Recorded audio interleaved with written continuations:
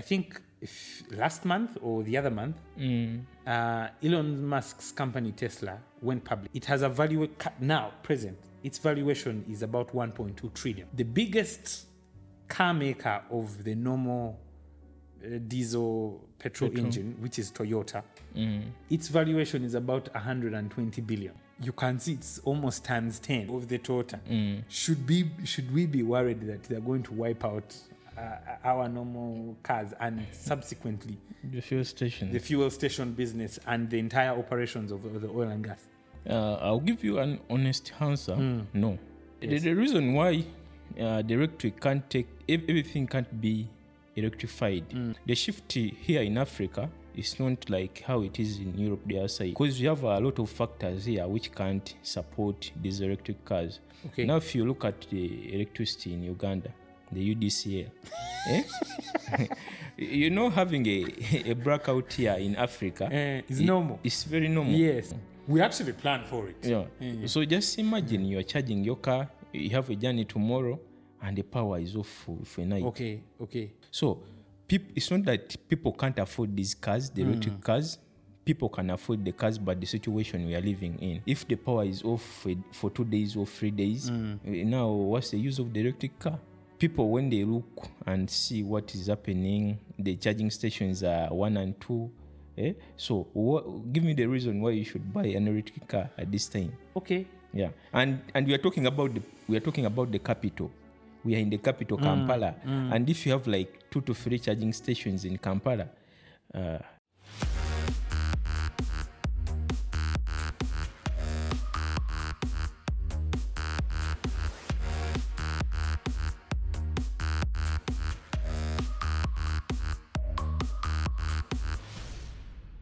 Hello and welcome back to the BIIGOS FUELCAST. My name is Marvin.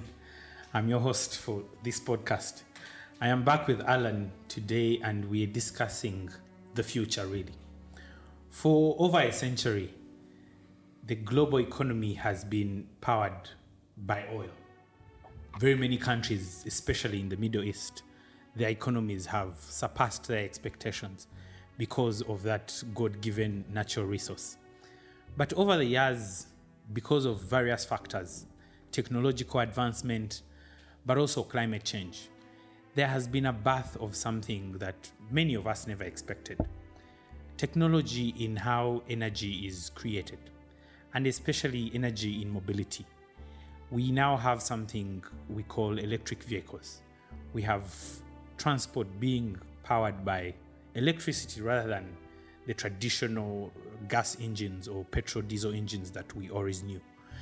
And many of the viewers and the people that really watch this podcast have been reaching out to us and they're asking us about, so what is the future? You guys keep talking about the downstream operations of the oil and gas industry, but electric vehicles are here. So what should we do? What is the future? And this conversation is even more timely because Uganda, as per the estimates of the Ministry of Energy, this year or early next year is when the first drip of oil will be coming out of the Albertine Graben. In other words, Uganda is joining the various number of countries that pump out crude oil, and we are entering that phase and business as an income-generating activity of the country. But many people are now at the crossroads. Should we go with the technology or the traditional system is still in place? Alan is here to, first of all, tell us what this is in context for the viewers, but also we will deepen the conversation in terms of what is it, what does it mean for a business owner or someone venturing into a fuel station business, what might it even mean for a country like Uganda, because we are getting into that phase where we are pumping out oil as a natural resource. Welcome back to the podcast, Alan. Thank you, Marvin. How have you been? I'm okay. You're okay. Yeah. I see you're looking good. Thank you. Many of our viewers are like, the man is looking good. The man is looking good. Maybe the man is also answering what you... money is coming. Man is coming. How is BIIGOS? How is business? Business is fair. Just a little bit up and down. But financial year has begun. It's a little bit slow. Yeah, but anyway, let's talk about the subject of the day. there's a whole conversation about electric vehicles Electric and vehicles. the whole technology in mobility. What is it? Tell us. For someone who has not heard about this subject before, or maybe they hear about it. They see there's a car called Tesla. It runs on a battery. Tell us, what is it? There is a shift in transport, Yes. in the transport sector or even the oil and gas sector. So these companies are transforming now, and they are. I think you can see big companies, these oil companies, the big brands are now putting the word energies. Yes. Transforming from what they have been, and now they are including energies. Energies to encompass the whole ecosystem now. Exactly. Yes. Because now the business is widening, and if you stay in one line, maybe You might lose out. You might lose out. So even the cars changing, because now we have the electric cars. Yes. Those ones are 100% electric, meaning they perform on only electricity From the battery from inside. the battery Yes, inside. They don't use fuel, they don't use anything. So their lifespan is on 100% electricity. Yes. Then we have also the plug-in hybrid vehicles. Okay. These ones are on both electricity and both the fuel side. So the normal fuel. petrol diesel engine. Yes, they can be charged and they use electricity. They can also use the fuel. Yes. Meaning they have the plug-in and they also have the fuel tank. the filler neck where they put Yes. in the fuel. Yes. So we also have the hybrid vehicles. Yes. These hybrid vehicles, normally these ones are seen everywhere. Yes, I've seen the Harrier, The Harrier hybrid, the Fielder hybrid. Yes, at least I've seen those. Yes. These ones have a battery inside. When they run, they charge this battery, and the car can also shift from using fuel and it uses electricity. to electricity. But they have a fuel tank. They have a fuel tank. Yes. They only have a fuel They tank. only have a fuel tank. For them, they don't Yes. have a plug-in where to charge the car. Okay. So the battery, the internal battery self-charges as the car runs on the as the petrol. car runs. So it alternates from time to time depending on which one has energy. Yeah. So, like you're moving to Mbarara. So as you move, you're moving on fuel, but the car is charging the battery inside. For the electricity side, yes. You may reach somewhere and the car will shift and it will go now on electricity. Okay. And your fuel will be saved. So for context, we have battery electric vehicles which are running 100% Electric, yes. electric. We have plug-in hybrids that have a battery where you can plug in and charge it, but also they have a fuel tank where You can put in fuel. put in petrol or diesel. And then we have the hybrids that only have a fuel tank, but internally, as the car moves, it They auto charge. charges the battery that runs them for a shorter distance. Exactly. Okay. Now, Alan, this technology is here.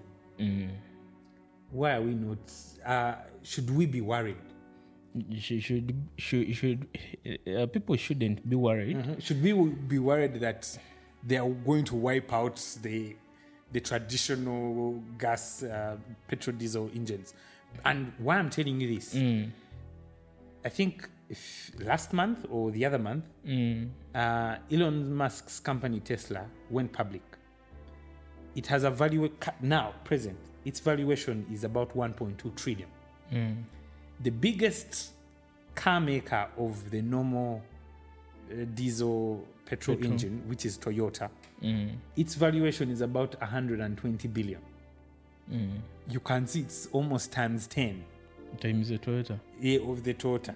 Should we be worried that they're going to wipe out our normal cars and subsequently The fuel station. the fuel station business and the entire operations of the oil and gas?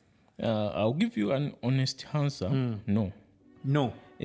Okay. But completely, a big chunk of the market will be swiped off, will be wiped off. Because the business is now transforming and these fuel stations don't have to rely more on fuel.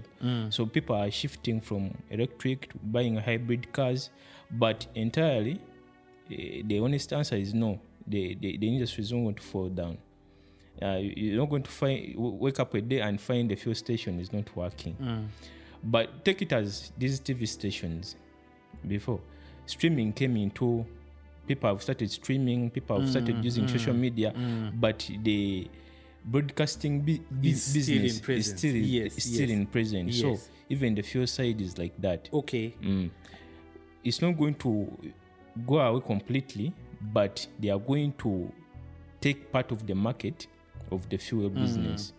So in other words, whoever is getting into the fuel business must be mindful of the alternative source of energy, that their business model should be encompassing both the traditional system, which is a petrol gas engine, but also the electric vehicle or whatever modern technology will have come in. The reason why the electric can't take, everything can't be electrified.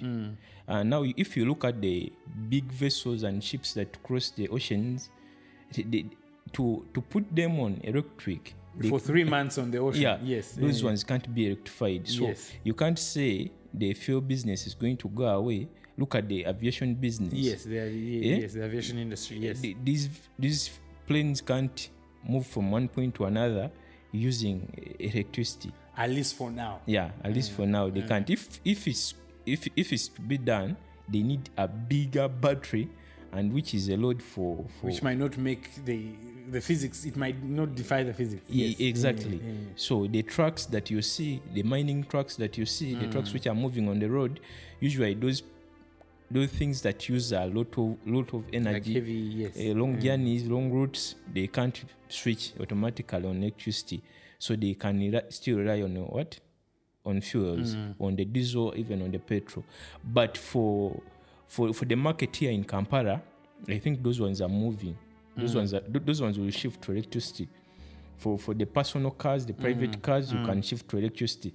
But for the cars which move journeys, the ships which cross oceans, and even the aviation industry, we're still on the fuels.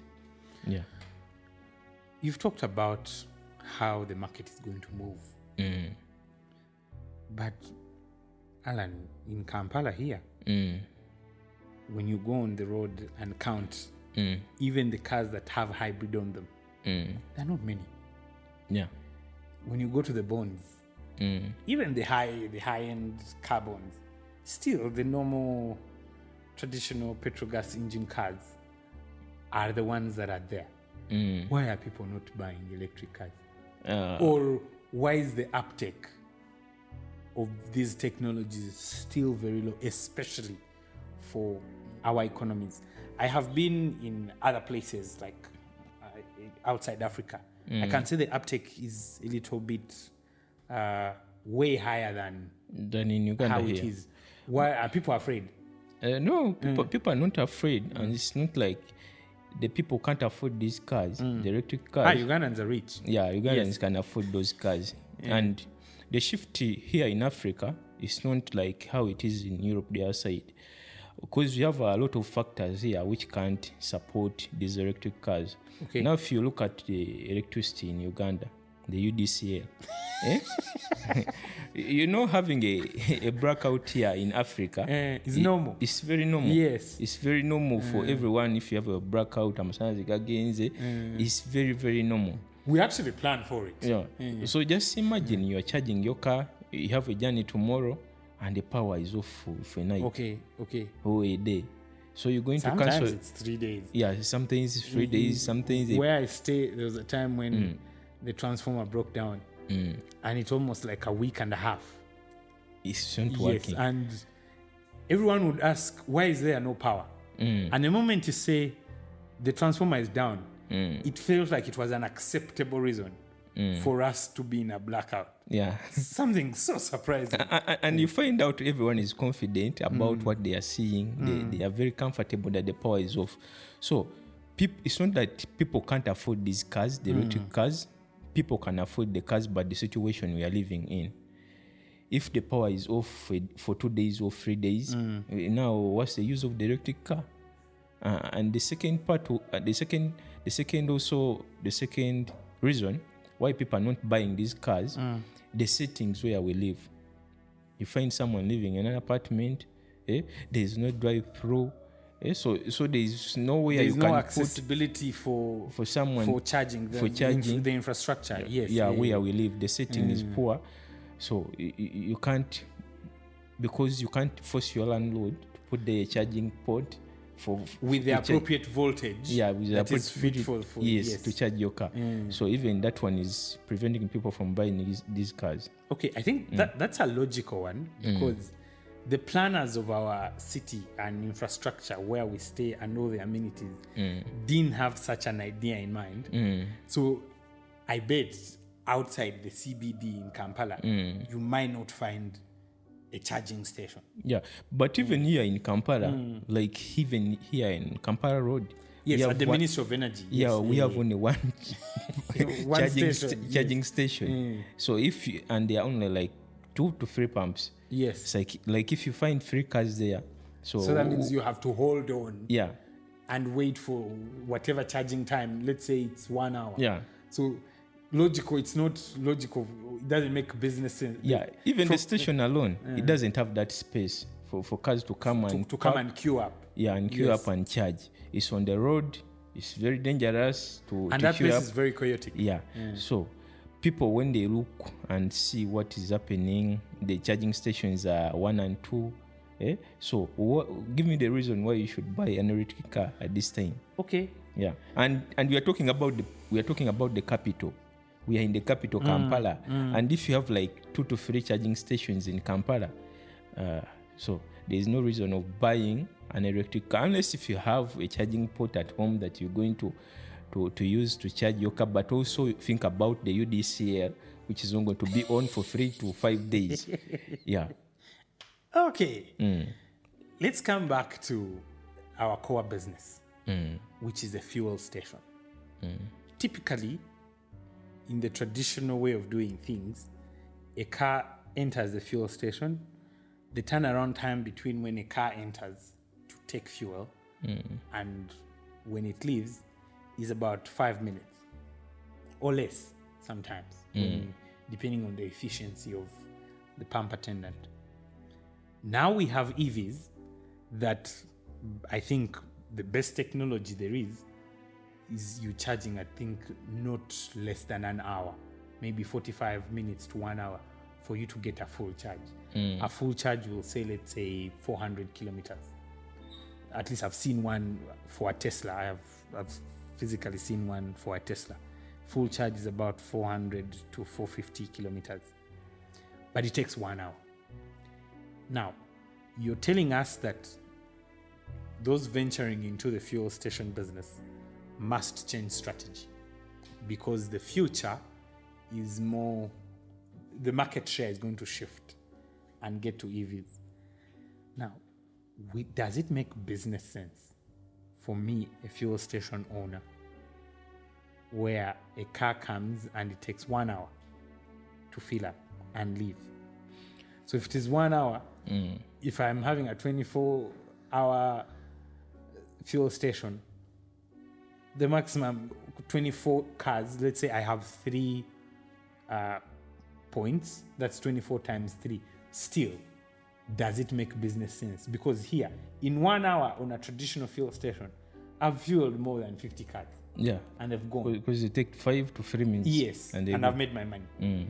So, this shift, is it a threat for business in the economic sense of me owning a fuel station?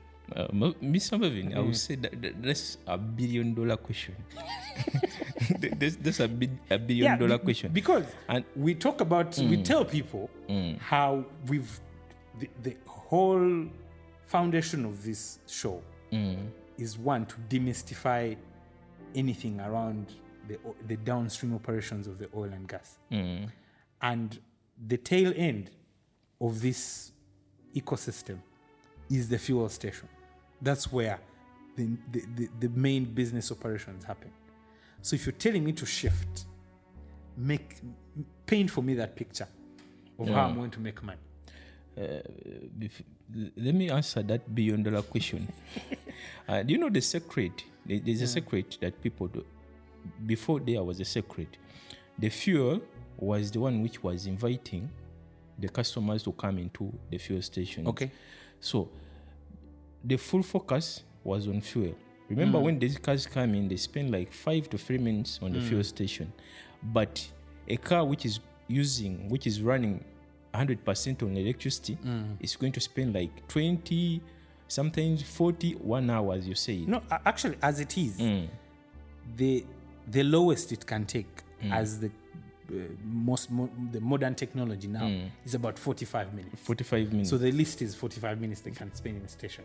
Yes. So fuel stations, they should flip this. You know, the thinking before was, let's let the fuel attract and bring in customers, and because the fuel invites them and they come into the fuel station and they buy products, they go to the shop, they go somewhere else. But now it should be vice versa. Okay, what do you mean? Vice versa. So these fuel stations should transform into destinations. So like energy hubs. Mobility hubs. Okay, yes. okay. So instead of putting the focus on the fuel, this fuel business should be focused on the amenities which are surrounding the fuel stations. Okay. And these fuel stations should transform into destinations. So if someone is going to spend 45 minutes on the charging port, this time must count. What is going to keep him on your fuel station? Okay. Yeah.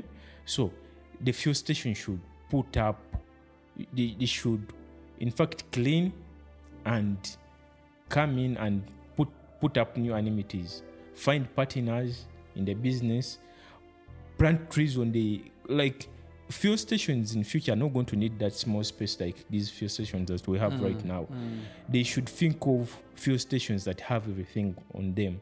Like someone, when he comes on the fuel station, like he said, a destination, the toilet should be clean, because these are the things which are going to attract people to come and charge at your fuel station. Because I'm spending 45 minutes on your fuel station or charging port, meaning when I spend the 45 minutes, I have to use clean toilets. So the clean toilets will attract me come there. Look at the shop, the convenience centers, the convenience stores. They should be those classic supermarkets.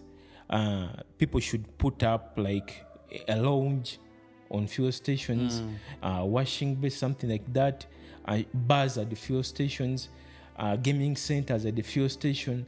Like they shouldn't drink and drive though. No, yeah, they shouldn't drink and drive. Like the supermarkets, yes. I think you're seeing some of the fuel brands are transforming their fuel stations. They are partnering with restaurants like the KFC, the CJ. They are partnering with them. So these destinations or these other amenities are the ones which are going to be attracting customers to come in. So I know I'm going to such and such a station, I'm going to charge my car, I'm going to spend 45 minutes there, but there is a gaming department. I can hold my time there. Yeah. As I'm charging here, I'm doing something different. And when you say it, it makes sense now. Some time ago, I was in Europe, and they've done co-working centers. So you come in as your car is charging below. On the second floor, there is like a space with partitioned space where you could come. You pay, let's say, for 1 hour. I think it's about 20 euros. You sit there and you can take your Zoom meetings there. You can plug in. There's internet. There's everything. While your car is charging. So you don't lose that 1 hour that you've done office work, for example, or you have taken a meeting with a client or anything. So there are those co-working spaces above the charging ports under, so that your 1 hour gets to count while the car is charging. Exactly. So these are some of the things which are going to be attracting these customers to come in. So on the business which is putting full focus on the fuel, those ones are going to be wiped off the business. But now they should change the mindset and now look at this. You find a fuel station with a gym. Someone knows I'm going to be charging my car for 1 hour as I work out. You see, you're not wasting time, you're doing something else. So those are some things which are going to attract people to these destinations. Fuel stations should now transform from just being filling stations to now destinations or mobility centers. Yeah. Now, when you say that, it has an implication on, first of all, the architectural design of a fuel station. It's going to have to change. Yeah, automatically it has to change. Now, the existing rules and regulations, as in the statutory requirements for government, the laws that enable you to establish a fuel station, do not have this picture in mind. The framers of the laws did not envision such conditions present, and that one day we shall reach here. Yeah, it's not even that one day we shall reach here. The time we shall reach there. Many of these things, we used to watch them in sci-fi movies and say, maybe this is 2100, like 150 years after we are out. But you're surprised it's happening. But just this conversation we are having is not even older than 10 years. So if in 10 years we have a Tesla, we have a BYD, we have Xiaomi, there's this Chinese company. It started off as a phone company. Many people hold Xiaomi phones. Now it is the third largest maker of automotive, of EVs, and also the software that runs these electric vehicles. So the shift in the technological advancement when it comes to these kinds of cars is growing even more faster than we thought. So what should be, and I'm speaking from a perspective of the existing regulations. Our members of parliament, maybe those are sitting on the energy committee or even the Ministry of Energy as such. Yeah. What should they do? How would you advise them to, how futuristic can they look at this shift? You know the reason why I told you asked $1 billion question. $1 billion question, it doesn't come to one entity or one entity or one player in the market. So it goes through the entire system. So the government here, you know, now business, it should be put to the business brands now. It shouldn't even be on the legislative side. Because now, the people who think in future, the businesses which are thinking future, are thinking in the future, are the one that should listen to such conversations. Yes. Yeah. And I'm sure the conversations we are having right now are going to help many business people in future. Of course. They will come back to these clips and listen and get what to do. Yes. Because the fuel stations you're seeing right now, the government can't come out and say a station should have such and such space. But the business itself, because it's transforming, should wake up faster. Yeah, it's going to take off some players off the market, and those ones who are planning ahead are going to stay in the business. Okay. So even if the government doesn't come out and legislate or do something, that the system itself will kick out those who are not innovative. Exactly. Yes. The system alone is going to kick them out, and those ones who are planning ahead are going to stay in business. Yes. Yeah. Because now a modern fuel station needs space to have all these amenities on one side. The convenience stores, the gyms, as we said, everything that if someone comes at a fuel station, someone has come to a destination, and he knows, even someone can spend a day just there at that station. Yes. Someone, because after you can go to the gym, like you can spend your off day on a station, on a fuel station. Just on a fuel station. So, without the government legislating or coming out to legislate how the business should run, the business itself and the change itself, it's going to kick out some players, and those ones only who are planning ahead are going to stay in business. So what you mean is that the actively innovative players in the market are going to set some sort of new standard of what a new futuristic fuel station should look like. Exactly. So in this case, legislation might follow trend rather than the trend following the legislation. Exactly. Okay. Yeah. So even within a short while, I think you can notice some stations have started transforming. You see now stations which are partnering with those restaurants. Yes. Those big names, the KFC, the CJs. You're seeing those stations are the ones which are attracting numbers, and they are the stations which are selling volumes. And when you look at these stations which are putting more concentration on the fuel, and usually those stations they keep their prices down. Because there's some sort of incentive that they want people to actually come in. Yeah, yes. Because their full focus is on fuel. But fuel, nowadays, there are little pennies even on the liters of petrol.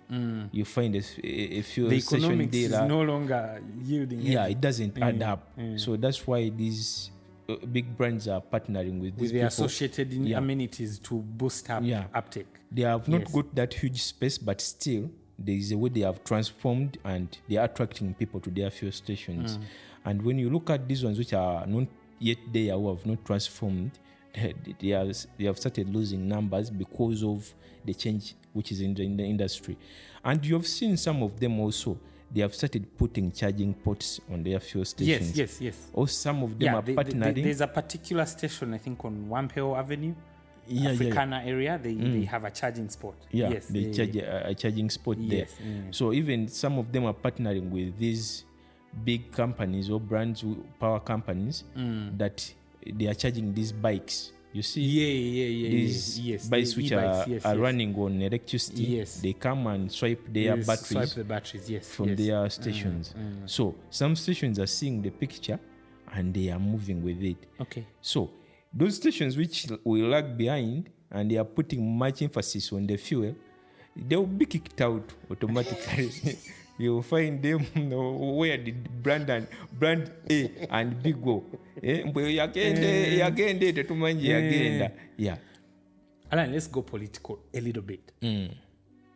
This industry that we discuss is you cannot disintegrate it with politics. Exactly. There's an active war going on, and central to why there's a war is oil and gas. We've had this conversation here before about the Strait of Hormuz. This industry has big name players, heavy companies. ExxonMobil, for example, in the US, I think in the Western Hemisphere, arguably, it is one of the biggest players.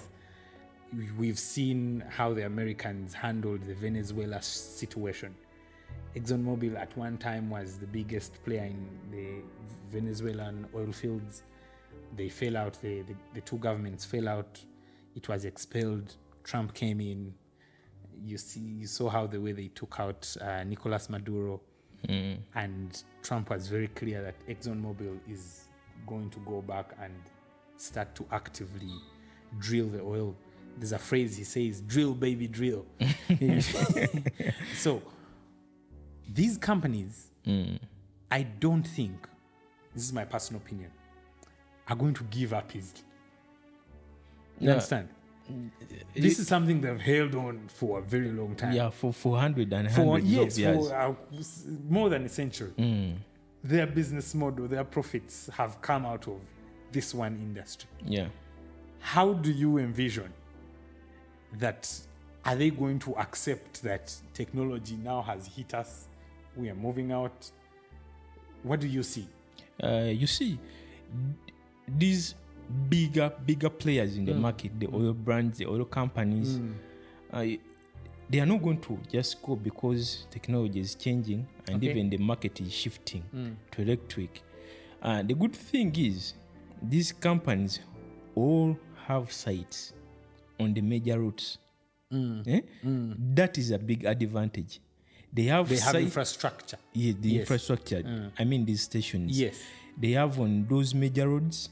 They have infrastructure in the busy areas. So what are they going to do? These are the same centers.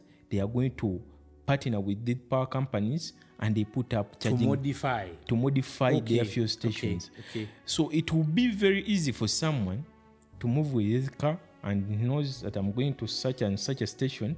I'm going to find the charging port there. I'll charge my car there for 1 hour as I do something else. So these companies can't just go out of business because the trend is shifting from fuels to electric. These sites are located in very, very strategic places, and the locations are strategic themselves on the major routes, even the busy centers. So they will just transform their fuel stations to work on both to have both to appeal to both markets. Yeah, those with the EVs and those who still with the fuel, the normal cars. Yes. Yeah. Then also, these big players have already customers who are taking fuel from them. Loyal customers. Customers. So just imagine a company has like a transport company which has around like 100 trucks. A fleet of 100 trucks. A fleet of 100 trucks. Do you know what they are now doing? They are proposing, they are going to these companies, the transport companies, and they are proposing, let us put a charging plant where your trucks park. Okay. Okay. Or where your vehicles park. So they are proposing, so they are going to come to your site, and they will help you set up the charging infrastructure. They will do it themselves. Yes. And they will be billing you monthly. Okay. So you don't have to come to the station. You don't have to come to the station. Yes. So as you have those trucks which run on if you fuel, have EV truck, the fuel trucks can still come. On the stations. Yes. Then those ones the that run on will EVs, bring for you the infrastructure. they will come to your site set up what a charging plant there at your site. So you don't need to go to the fuel station. But what they do, the power they are using to charge there, they will be charging billing you monthly. Yes. So you see how it's they a are win-win. thinking. It's a win-win. Yes. So that's what these people in this business have to, the mindset they have to put in their heads is, you're not going to just sit at the station and wait for customers, or put your full focus on the customers that come into the station. Now you have to go out. So there's a business development requirement in the fuel industry now. Exactly. To go out there and source for potential clients for the future. Oh, of course. Because they already have them. You already have like 5 transport companies. So how do you keep them? How do you keep them? Proposing to them. Then you come to your site, put up a charging port where your trucks will be charging, or where vehicles will be charging, for you not to come. So this company can also go into the shift of buying these electric cars. Yeah, I have had one of the companies, the cement companies, one of the big cement companies here. I was speaking to one of the executives, and it was a consideration on them because, see, we're discussing EVs, but there's another element of climate action where the conversation has been the normal cars are emitting a whole lot of carbon dioxide. It's bad for the environment. And indeed, the science speaks for itself that there's a whole lot of carbon emissions.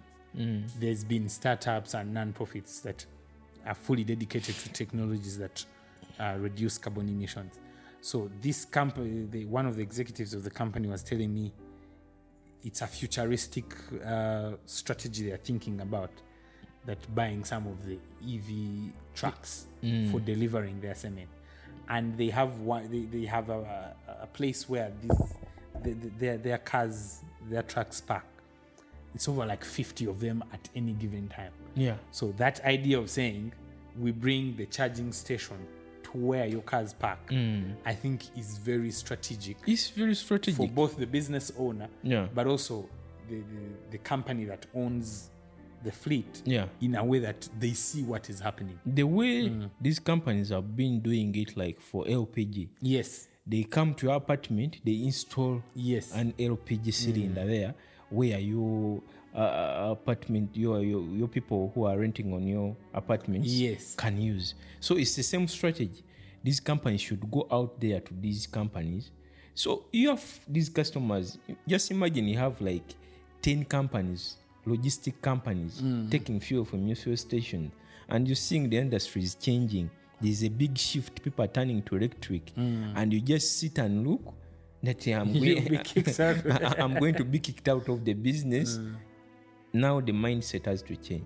How do I get money from these people? How do I transform my business? Is you going out to these people? And you say these companies are buying now electric cars. Now, even for those people who work in their offices, I think you've seen, most of them, they are bought for them electric cars. Yes. So these cars park on their offices. Yeah. Actually, on that one, I was in Kigali sometime. It's one of Africa's biggest innovation hubs. I think it's called Norskin. I was speaking to one of the team leaders there, and the argument was, so they have like a park. Yeah. Yes, they're actually in the middle, in the heart of Kigali. But he was telling me that one of the propositions they had was preference for a parking slot will be given to someone with an electric vehicle. You see? Yes, so it is an incentive for someone to buy, for me not to pay parking fees. Yeah. And they can be quite a lot. Even daily in Kampala here, parking can be a lot. Yeah, now if you look at companies who buy for their staff cars, you know, the staff usually uses a car to go to work. Yes. Or sometimes go to the field. But the car spends time packed Yes. at the office. Yes. So this company should come in and propose to put up a charging port on this. It will even cut on their fuel expenses. Yeah, Yes. it will cut automatically, and there will be no these things of amafuta bagaba. Yes, that will be kicked away. Yes. So you just drive your car, you go to office, you put it in the parking lot, you connect the charging port. By the time you're done with work, your car is full. Your car is full to go home and come back tomorrow and charge again. Even to run you for around 5 to 6 days. Yes. Because it's not moving daily, or unless if it's going to the field, something like that. So the mindset and the companies should transform also their fuel station, and not only that, the way they are thinking about this business. Because if the change comes, you don't have to wait for the change to kick you out. You need to be proactive. Yeah. Alan, there is still a group of people who don't believe in the whole climate change and car emissions are the causes of all these climate change related stories, which personally I don't agree with them. I really strongly believe that the cars and the whole industry as a whole has a very big negative implication on how the situation of the climate change. But there's a group that still believe, and one of the most prominent people on that team is the US President Donald Trump. He strongly refuses most of the arguments on climate change, especially in the oil and gas. And he and many others have argued that even with this technology, still the oil and gas industry is going to survive. Yeah. How is it going to survive?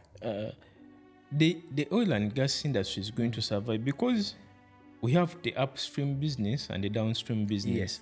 And people, when they see these electric cars, they are thinking, this business is going to be kicked away. Like the entire industry is going to be wiped yes, out. because things are changing because of technology. No, just look at the foaming new sofa that you're sitting on at home. The case, the phone case. Okay. The phone case or that phone that you're using. The fertilizer that is used to plant the food that you eat. they all come from these The LPG, yes. the oil products. So you can't phase it away that these oil companies are going to, okay, the business will reduce somehow, but it can't be phased out.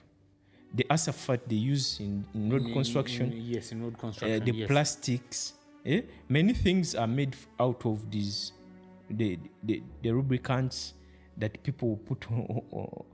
Many things come out from this oil and gas industry. Yes. So the industry has to just transform. It's going to remain with a few players, but it's not going to be phased out of the business. Yeah. So there's still more value proposition in the whole sector rather than us looking at it from the diesel and petrol side and kerosene only. That's why I'm loving Dangote's picture. Yes. You know, he put up a refinery. Yes. But now he's coming into fertilizer. Yes. He's setting up a fertilizer industries because he knows he's planning for Africa now. You know, I love this man because he's not now focused at making money, but how can he transform Africa? Yeah, he's because he has already made the money. Now his pictures don't at the money right now. In most of his speeches, he loves to use the word impact for Africa. Yeah. Like all his work, they should be directed largely to impact. Yeah. Yes. And that's what now that you say it, it makes sense because if indeed this industry was threatened by technology, as a seasoned investor, it wouldn't be, because last month or 2 months ago, he was in, at first it was a conversation in Tanzania, but I think he has settled to set up the refinery for East Africa in Kenya, in Lamu. So as a seasoned investor who understands this industry in and out, he's been in it for a while, but also he knows where he puts his money. Yeah. It wouldn't be strategic for him to invest in another refinery if the industry was going to be kicked out. Exactly. So he's also investing into other things like the fertilizer industry because he knows the products that come from my refinery are going to help me also in get another these value, fertilizers. There's another value chain for them. Yes. And people need these fertilizers to grow their plants or to get food from the gardens that we go to. Yes. And I think to everyone who gets money out there, after reaching that level, it shouldn't be now thinking of how should I increase on my earning. It should be the impact for the society. That's why I love the thinking this guy has. Because now he's already there. He's a billionaire. He has the money. He's seen it. Yes, he's seen it. But now, how can you transform the society? Now, that's the picture that he has. So, he wouldn't invest into the refinery business if the industry was going to collapse. But the industry is still there because it's still producing other products for the community and for the society. Alan, let's stay with the climate change. In the perspective of climate change, there has been activists at the most global stage. There's even one Ugandan activist. She's very well known. She went to the European Parliament or the UK Parliament and staged a demonstration against the pipeline. The pipeline. Yes. There has been very many non-profit organizations that have been set up, and their core activism is based on the fact that the EACOP, the pipeline, is going to create more harm than good for the country from the perspective of the ecosystem, but also even in the economics, that it will not make business sense for Uganda. What do you have to tell such people, especially you as a person who understands this industry? Is it really strategic from both the business case, which is the economics, and also for the safety of the environment? Is it worth it that Uganda should indeed drill our oil? Yeah, drill our oil. You know, before they put up all this, I think environmentalists are first called upon. Yes, there's been very come many and do environmental impact assessment studies Yes. and clearances at the most highest level. Yeah. Yes. And when you look right now, Africa is not like Europe. Yes. Eh? So, and it's Europe which is affecting Africa right now. Yeah, actually, in terms of emissions, Africa is way, way below Yeah. what Asia and North America are emitting in terms of carbon emissions. Is times I don't know how much, but by far. The multiples is so high in such a way that we are not doing anything when it comes So to Africa. the emission conversation. Yes.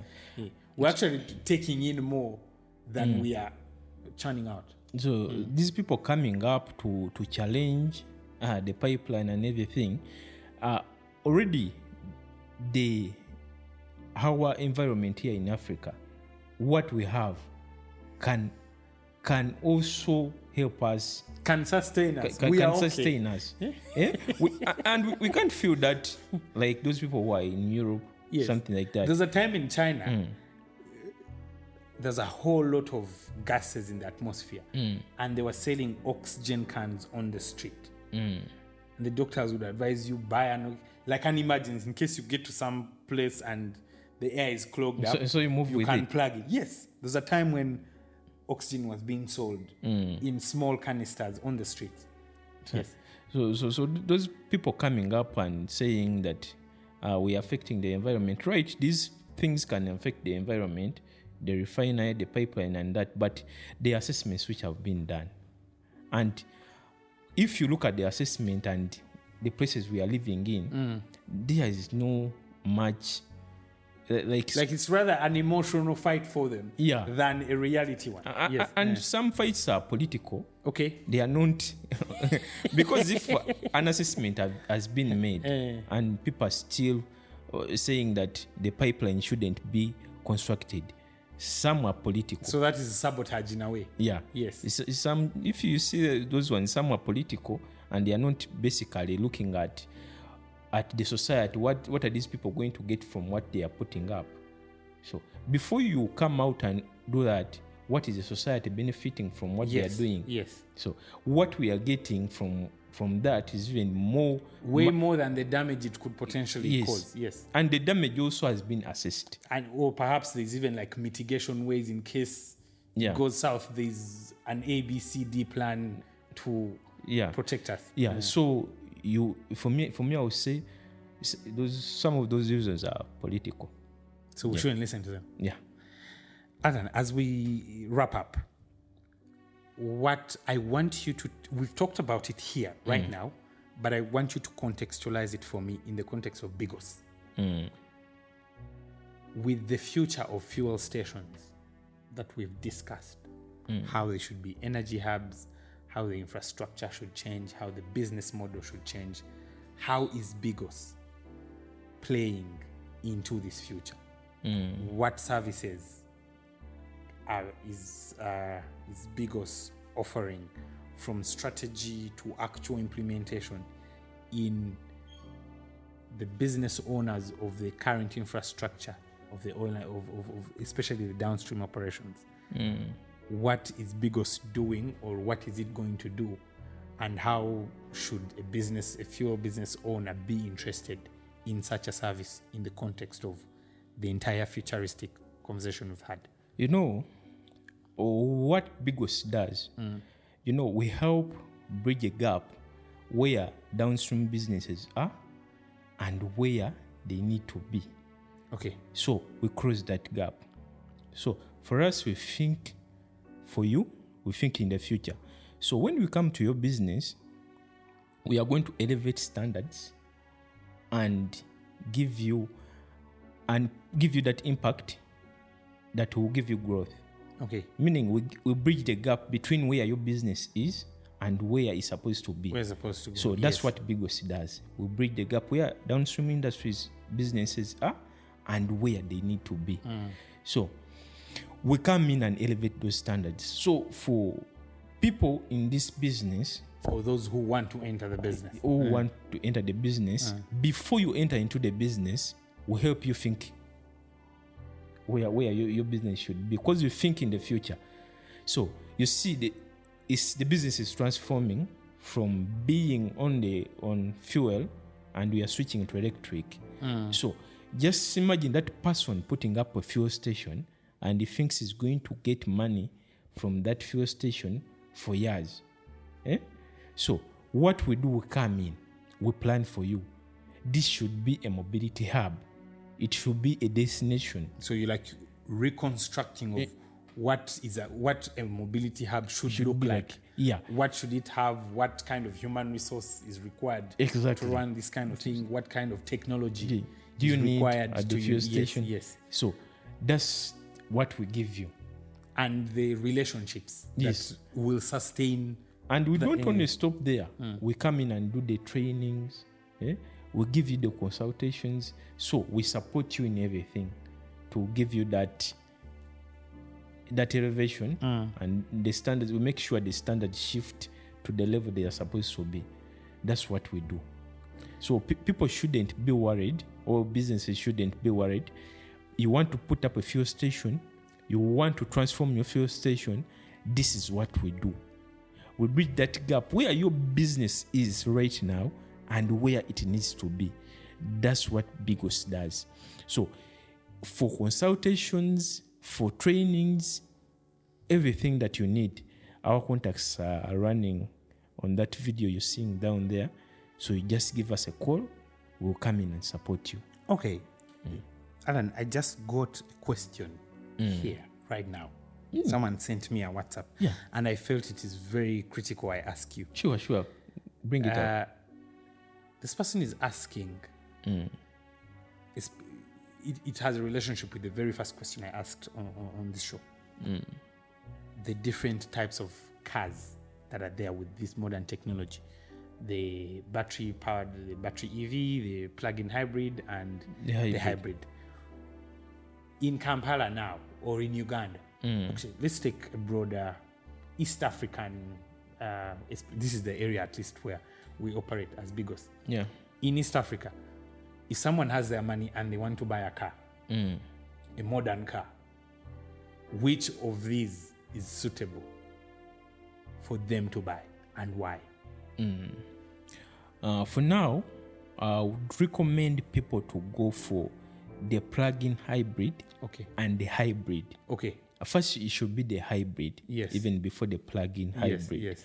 Because you know what, the reason why I'm saying the hybrid has an inbuilt-in battery. Yes. So as you drive, this battery is charging and it will automatically shift to electricity when you move. As you drive. Yes. So you're saving the fuel because now you own power, you own electricity. And you don't need to go to a charging port because right now in the country, we have limited charging facilities. Very low infrastructure in terms of facilities. To charge. Yes. So having a car which is hybrid is more than having a car which runs automatically on electricity. So, the EV. Just for clarity, the EV is not a good choice because if you're in Gulu or if you're in Kabale and there is no charging port, you will not move. You will not move. Yes. But the hybrid, you put in your fuel as you drive from Kabale or as you go to Kabale. It alternates. Yes. And go on the electricity. On the electricity, yes. Then the second option should be the plug-in hybrid. Yes. Because since we have facilities which are being put up in the country, and we have a few of them, especially those in modern areas. Yes. Like if you have time, you can go to a facility and plug in, and they charge for you. Yes. So in that way, you have power for that battery. So even if you don't have the fuel, you can run. You can move to a particular distance. You can you can move to a particular distance. It will it will not stop you from moving because you don't have the money for the fuel. But since you charged on a facility there, you still have that battery charged to run you for a particular distance. So first, it should be the hybrid. The hybrid is the best I would recommend the hybrid. for now, Yes, for now. given our existing infrastructure. Yeah. Yes. Then the plug-in, it will be the second It would be option. a second option. Yeah, for those people who work in offices, these companies who buy for their employees' staff, cars, yes, for the yes. staff Yeah, cars, yeah. they should look at the plug-in. also. Plug-in, yes. Because if you put a charging port on your facility, your employees can charge from there before even they go home or they move to the fields. Yes. So that's the second option. But the first option should be the Should be hybrid. hybrid. All right, Alan, thank you very much. It's always interesting to talk to you about these subjects that we talk about. Yeah. But specifically, today's subject is very sentimental because many people are worried that business is going to go. But then there are also those who are very excited that For us, BIIGOS, we stop that worry. Yeah. Yeah, we stop that Yes, worry. and then Yeah. those who are excited that we are in a new era and things are going to change and the cost of owning a car is going to come down because many people have the capacity to buy a car but do not have limited capacity in maintaining the car, keeping the car on the road. And of course, the conversation is always be having here on the cost of fuel, how it has more than doubled. You know what I love about this show?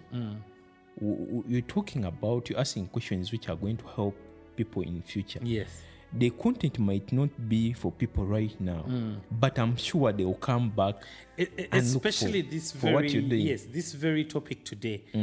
Many people have reached out asking us to talk about it, and I don't even think we've gotten into the depth of it.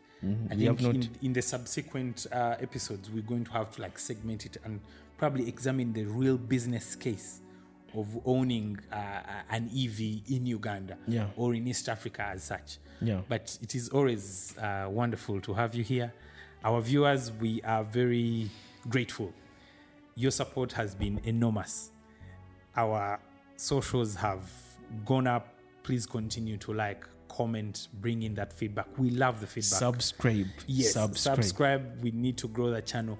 Every subscription you make means that it improves on the kind of work we do. And This is the service. content that your children need. This is the exact content that your children Alan need. is also going sentimental now. But we really love that feedback. It is what informs us to go and source this information, bring it for you. Thank you very much. And until next time, bye.